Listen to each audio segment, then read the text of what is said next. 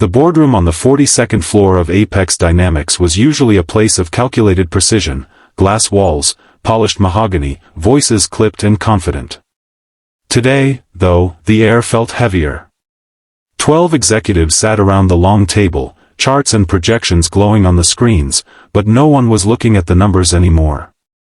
They were looking at Marcus Hale.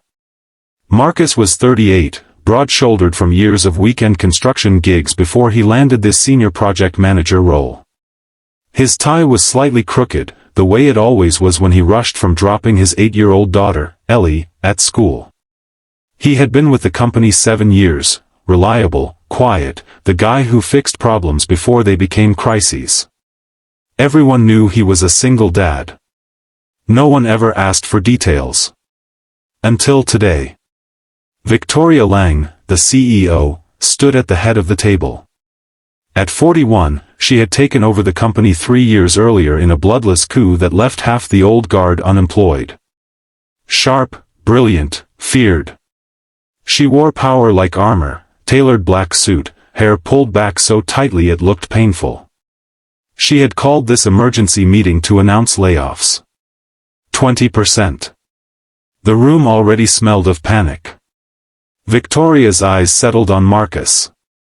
"Mr. Hale," she said, voice calm but edged like a blade. "You've been here 7 years. Your performance reviews are solid. No complaints. Yet your department is over budget by 18% this quarter, and projections show we'll miss the Q4 target if we don't cut fat." She paused, letting the silence stretch. Marcus nodded once. "I understand. Do you?" Victoria leaned forward, palms flat on the table. "Because I have a question for you." "One question." The room went still. Even the hum of the air conditioning seemed to pause. Victoria's gaze never left his face.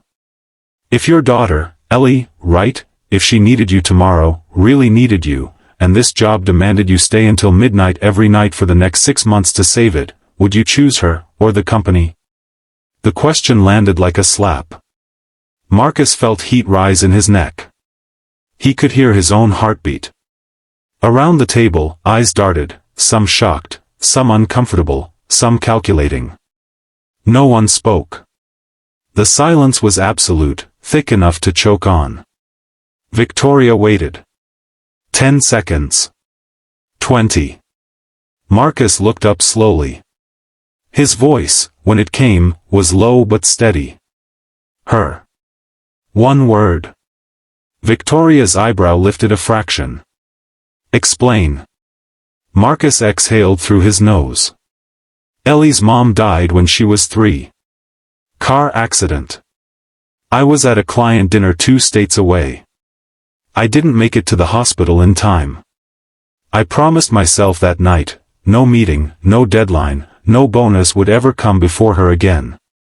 So if it came down to saving my job or being there when she needs me, I'd choose her. Every time. Without hesitation." The silence deepened. Someone shifted in their chair, leather creaked.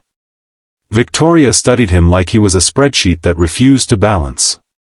"And you think that's acceptable? In this room?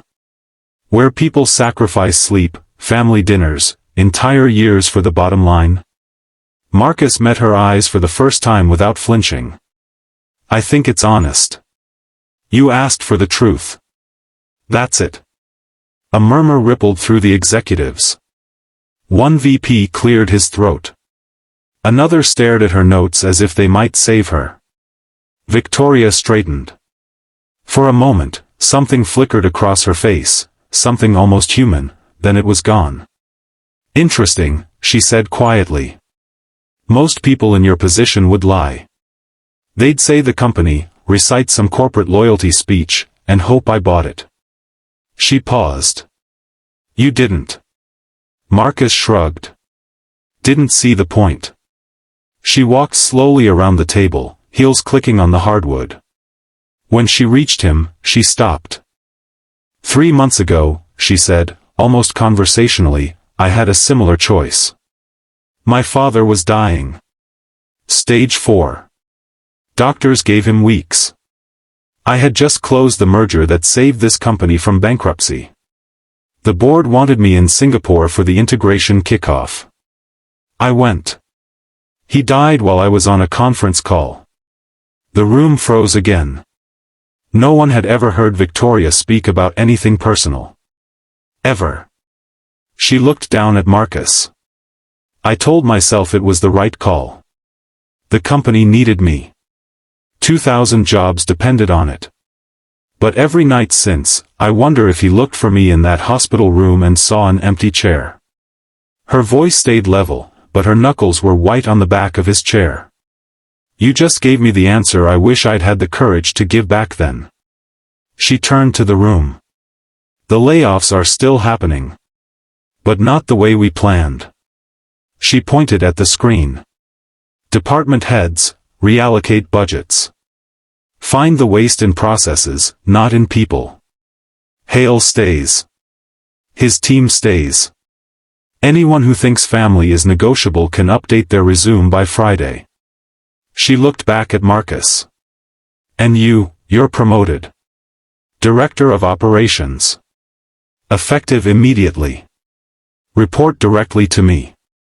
I need someone who remembers what matters when everything else is screaming profit.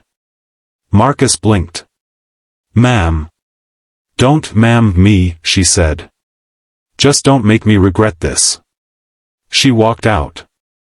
The door closed behind her with a soft click. The room exploded into whispers. Marcus sat there, stunned, hands flat on the table. His phone buzzed in his pocket, Ellie's school.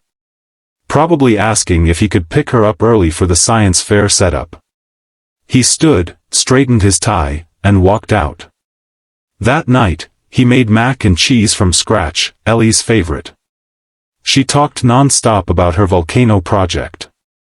He listened like it was the most important meeting of his life. Because it was. And somewhere across the city, in a penthouse with floor-to-ceiling windows and no one to share the view, Victoria Lang sat alone with a glass of wine, staring at an old photo of her father. For the first time in years, she didn't feel like crying. She felt like maybe, just maybe, she could still fix something.